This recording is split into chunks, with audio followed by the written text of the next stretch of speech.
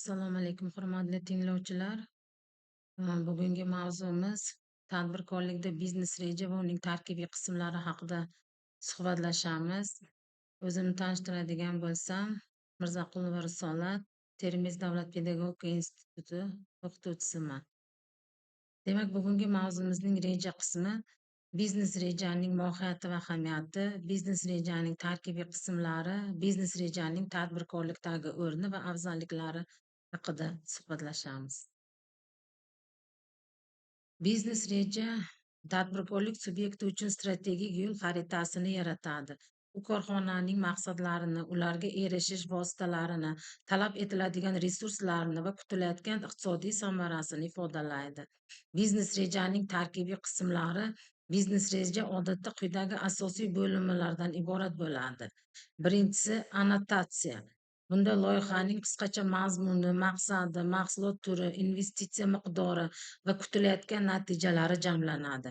Investor birinchi o'qiydigan qismi aynan shu bo'lim hisoblanadi. Ikkinchisi korxona yoki loyiha tavsifi. Bunda korxonaning tashkiliy huquqiy shakli, missiyasi, maqsadlari, mavjud imkoniyatlari, tashkilotchilar haqidagi ma'lumotlar keltirilgan bo'ladi. Mahsulot yoki xizmat tavsifi 3-bo'limida.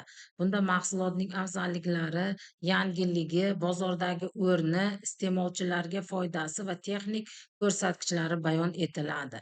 4-si bozorni o'rganish va marketing strategiyasi. Bunda bozor hajmi va tendensiyalari, iste'molchilar segmenti, raqobatchilar tahlili, narx belgilash siyosati, reklama, savdo va targ'ibot strategiyalarini o'z ichiga oladi. Bu bo'lim biznes rejaning eng muhim qismlaridan biri bo'lib hisoblanadi. Bunda tadbirkorning bozorni chuqur bilishini ko'rsatadi.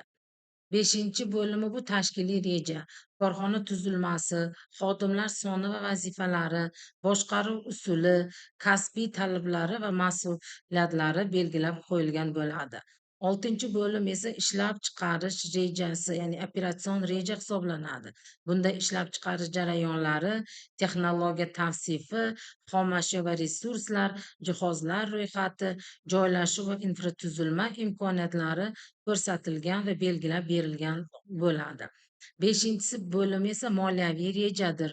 Bu bo'lim biznes rejaning yuragi hisoblanadi desak, mubolag'a bo'lmaydi. U quyidagilarni o'z ichiga oladi. Ya'ni loyiha uchun talab etiladigan umumiy investitsiya, ya'ni bunda pul miqdorini belgilangan bo'ladi.